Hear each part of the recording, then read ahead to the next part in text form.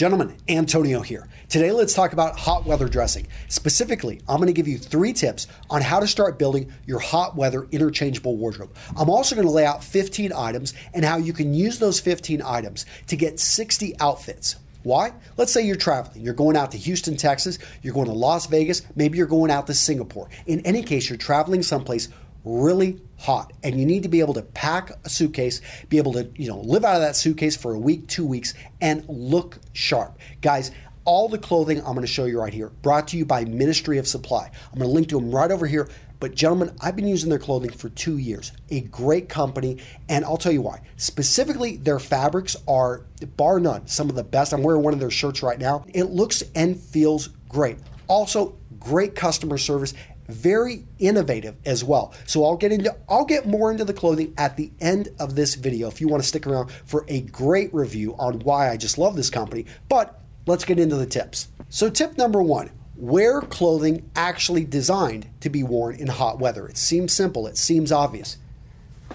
But so many of us just grab a shirt. We're like, okay, this shirt looks nice, feels good, I'm gonna pack it. Well, the problem with this shirt versus this shirt right here, that blue shirt was made from a very lightweight material, breathable, lightweight. This one is made from a twill fabric, a very tight weave. And even though it's white, even though it's light colored, even though it looks like you could wear it in hot weather, this one is gonna have you sweating more than lightweight clothing. The key point, gentlemen, is not all fabrics, not all clothing is created equal, and you need to pay attention to key factors. Now, factor number 1 is going to be actually the fabric. Now, many of us have heard that linen is great, but linen wrinkles a lot, may not be practical for many of you, but it is a great fabric. Another one is cotton, but make sure that the cotton weave, and I'll get into weaves here in a second, is correct. Now, cotton overall can work great, but it will, again, wrinkle much like linen. Now, you can also look at tropical weight wools. They're going to be a lot pricier, but tropical weight wools are some of the best options out there.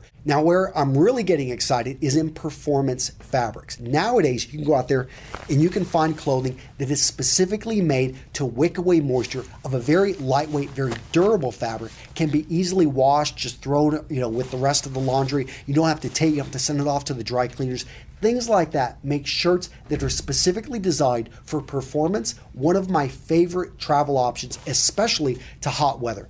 Now, I mentioned weave. The key here is to make sure it's breathable and hopefully it's going to wick away moisture from the body. The great thing about a lot of these performance fabrics is that they specifically state that they do that. When it comes to a lot more natural fabrics, you're going to have to actually look. Linen does usually a pretty good job and it's often woven in a way that's going to be breathable. But cottons, you got to be careful. Sometimes you're going to see that twill weave and that's not going to be very breathable. Other times you're going to see a gauze weave, or you're going to see something like in seersucker, which is a 3-dimensional weave and actually does an amazing job of allowing air to pass in and out. Almost feels like you're not wearing anything. In any case, pay attention to that weave. Structure and build. Remember, you want to keep it lightweight. You want to keep it unstructured. So let's start off with jackets. I hear it all the time. Antonio, no way in hot weather am I going to wear a jacket. And I get it, because a lot of guys have worn jackets that were not made to be worn in hot weather and they were sweating and they had a bad experience. Find a jacket that's unstructured, doesn't have the typical 3 layers that many of them are not even breathable. Instead, find one that has 1 layer,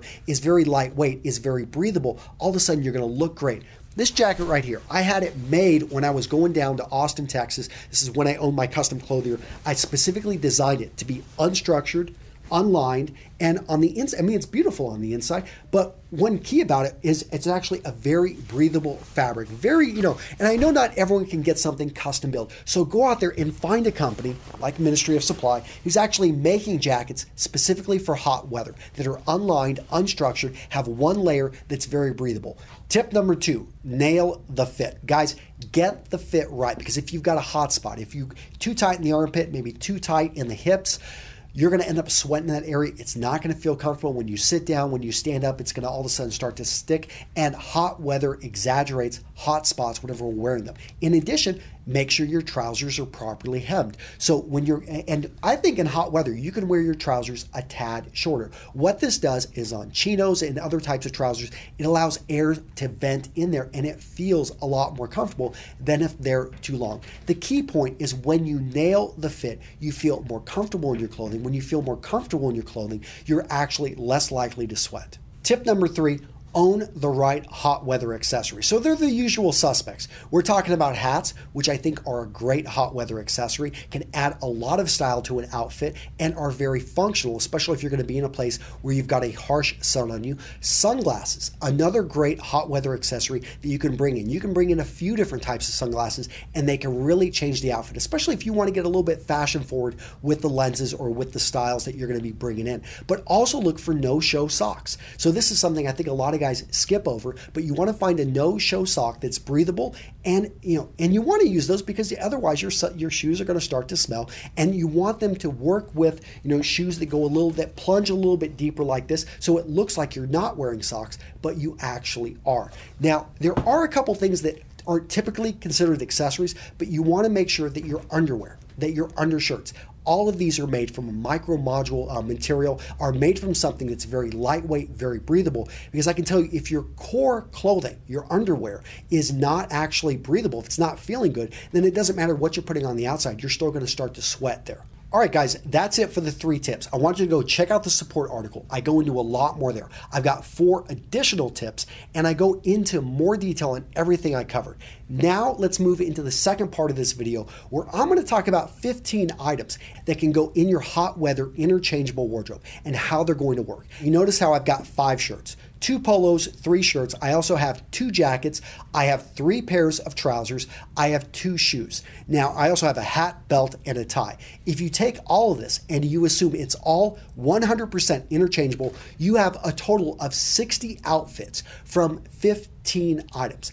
I'm going to talk about each of the items and why I chose them. And the reason I'm giving you this information is so you can go out there and adjust this to best suit your needs. So you'll notice I have a white button-up shirt, a dress shirt. I think that this is one of the most interchangeable items in a man's wardrobe. You can dress it up, you can dress it down. Always need to have a white shirt. The light blue shirt, it can be dressed up, it can be dressed down. It's going to be a little bit less formal than a white, but again, very interchangeable. You'll notice I have a navy in there as well. For me, this is great for evening wear. I can also wear it during the day by itself, and it looks great. It has a slimming effect, and I personally love this color. Now, I didn't have this shirt in there, but I know many of you guys would rather have something that's a bit more casual. You would want to look at something that has maybe a small pattern in it, and it's not going to be as versatile as the others, as it's going to be more memorable. However, it is a great shirt that is going to have many of the same properties, but is definitely going to be more casual. Now, the most casual shirts I have in that chart are the polos. Personally, I like polos. I feel they suit my body type. They work for me. I like that they have a collar. They have a sport heritage. And without the sleeves, when they're cut like that, they actually are less formal and they don't have the full button down. However, I find that I can still wear a polo with a sports jacket and it look great. The 3 trouser colors I chose were khaki, light gray, and white. Now, I know white isn't going to be for everybody, so you can substitute that with the blue. The key with your trousers is you want to keep them simple. You want them to work with all of your shirts. That's key, to have that interchangeable wardrobe.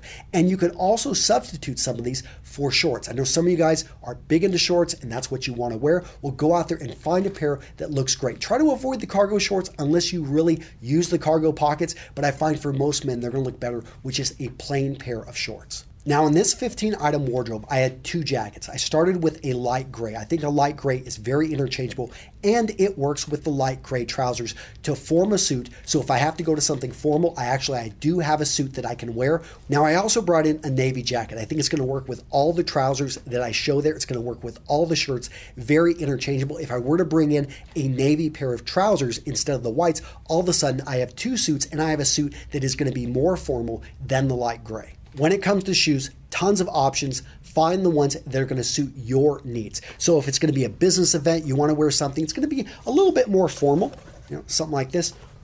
If it's going to be a casual event, have fun. Maybe go with a pair of gray suedes, maybe go with a pair of driving shoes, maybe find a pair of moccasins, but make sure that the shoes you've got something, if you're going to take a suit, that will at least work with your suit. With the hat, belt, and tie, the key here is make sure your belt matches your shoes. Go with a tie, which is going to be simple, conservative, interchangeable with everything that you have. And with the hat, if you're going to take it, make sure to wear it. If you're not going to wear a hat, then go with something else. Go with a great pair of sunglasses, maybe take an extra pair of shoes. All right, guys, so let's move to the final part of this video. I want to talk about Ministry of Supply. I'm going to link to them right over here. But gentlemen, I've been using this company for 2 years. I love their clothing. I've had their trousers, I've had their shirts.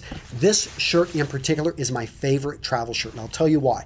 Because it actually has these armpit holes that actually do vent and cool me down. It's made from a stretch material, and it actually does a pretty good job of resisting stains. I got some of their jackets in, and I've been looking at these, the inside and the stitching, very well done. But what I love is, and I talked about innovation with this company. So when it comes to, I don't know about you guys, but on my suit jackets, the buttons oftentimes are coming off after a period of a few months.